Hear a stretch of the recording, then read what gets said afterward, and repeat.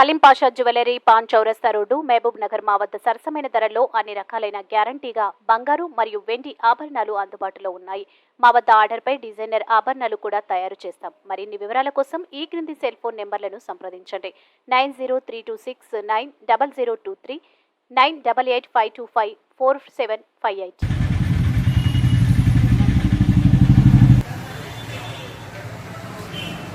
अस्सलाम वालेकुम नाज़रीन, NH टीवी में आप सभी का इस्तकबाल है। महबूबनगर मुस्तखर के कांग्रेस पार्टी दफ्तर में मुनक़िदा सहाफ़ती कॉन्फ्रेंस से सदर नशीन बल्दिया महबूबनगर आनंद गौड़ ने खिताब करते हुए कहा कि चीफ मिनिस्टर रेवंत रेड्डी महबूबनगर में मुनक़िदा इजलास से खिताब करने के बाद साबिक़ अक़लियती मालियती कॉरपोरेशन चेयरमैन ने इम्तियाज़ इसहाक ने चीफ मिनिस्टर पर जो तबसरा किया है बेबुनियाद है। आनंद गौड़ ने कहा कि इस वक्त आपने जिन परेशानियों का सामना किया है वो हम सब पर आया है और बाज़ मरतबा आप खुद महबूब नगर की हालत ज़ार पर अफसोस का इजहार किया था। आनंद गौड़ ने कहा, आपने बीआरएस पार्टी के इख्तिदार के दौरान महबूब नगर में कभी एक मरतबा भी सहाफ़ती कॉन्फ्रेंस करते हुए माइनॉरिटी के लिए कुछ कहा या इनके लिए कुछ किया है? नहीं, क्योंकि इस दौर में तुम्हें आज़ादी नहीं थी और ना ही आपकी कोई अहमियत थी। आज आप जो आज़ादी से अपना ख्याल पेश कर रहे हैं, यही दलील है कि महबूब नगर को आज़ादी मिली है। बीआरएस पार्टी के गुज़िश्ता 10 साल की कारकर्दगी और इंतजामिया की वजह से तेलंगाना रियासत, जो कि एक अमीर रियासत में शामिल थी, कर्ज के ढेर में तब्दील हो गई है।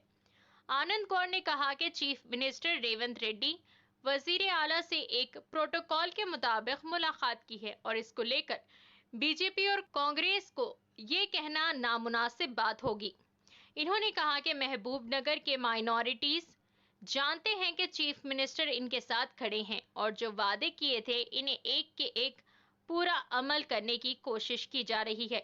इन्होंने इस मौके पर कहा कि चीफ मिनिस्टर रेवंत रेड्डी ने सबसे पहले हल्के महबूब नगर पार्लिमानी इंतखाबी उम्मीदवार चल्ला वंशी चंद रेड्डी और एमएलसी उम्मीदवार मनी जीवन रेड्डी के नामों को ऐलान किया है।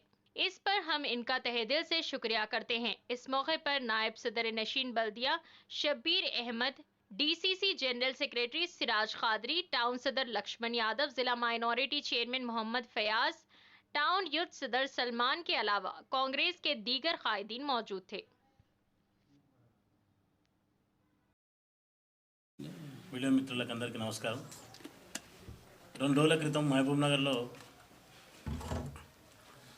పాలమూరు న్యాయయాత్ర సందర్భంగా గౌరవ ముఖ్యమంత్రి గారు రావడం జరిగింది। ఆ సభను ఉద్దేశించి వారు మాట్లాడడం జరిగింది। దాని విషయంలో మాజీ కార్పొరేషన్ చైర్మన్ ఆయనకు తోచిన విధంగా ఆయన మాట్లాడిండు। మా సోదరులు చెప్పినట్టు గతంలో మేము చూసినాం ఆయన ఎంత బాధపడుతుండే, ఆయన ఏ రకంగా దొంగదారిన పోయి ఎలా ఆయన కార్పొరేషన్ చైర్మన్ తీసుకున్నాడు, దొరలాక పోయి తీసుకోలేదు, తీసుకున్న దానికి ఈడ ఉన్న మాజీ మంత్రి ఎలా నోచుకున్నాడు, ఆయన్ని ఎట్లా విమర్శించిండు, ఆయన ఎట్లా విస్మరించిండు। నువ్వే చెప్పుకొని బాధపడ్డావు।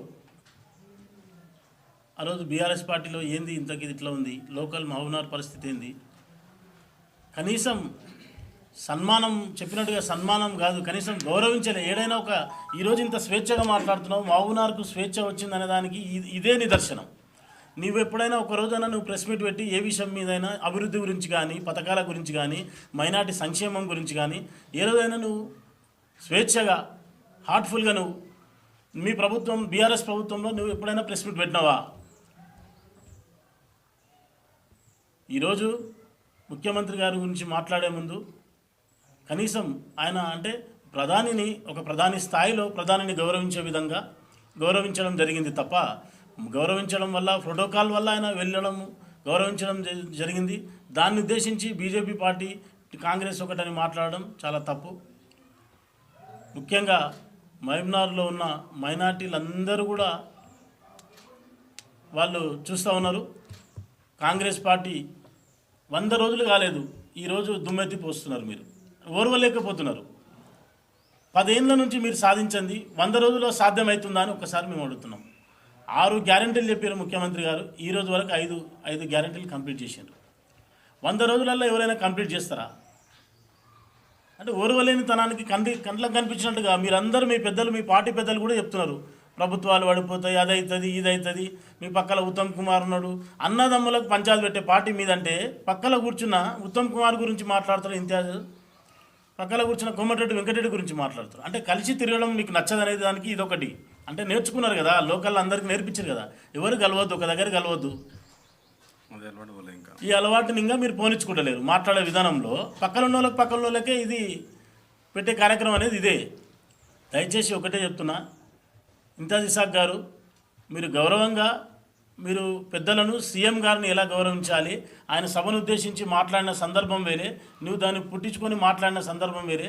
ఈరోజు చెప్పినట్టుగా మా యువకులు చాలు, కేవలం మహబూబ్నగర్లో ఉన్న యూత్ కాంగ్రెస్ కానీ, ఎన్ఎస్యూ విద్యార్థులు కానీ, మహబూబ్నగర్లో పట్టణంలో యువకులు చాలు నీ మీద ఈరోజు మాట్లాడడానికి. అనవసరంగా తప్పుడు మాటలు మాట్లాడి నీకున్న గౌరవాన్ని పోగొట్టుకున్నావు, అయిపోయింది. మళ్ళీ ఇంకోసారి సీఎం గారి గురించి మాట్లాడితే ఖబర్దార్ అని చెప్తున్నాం. సీఎం గారి గురించి మళ్ళీ ఇంకొకసారి కూడా మాట్లాడడానికి లేదు అని నేను ఈ మీడియా ముఖంగా నేను తెలియజేస్తున్నాను.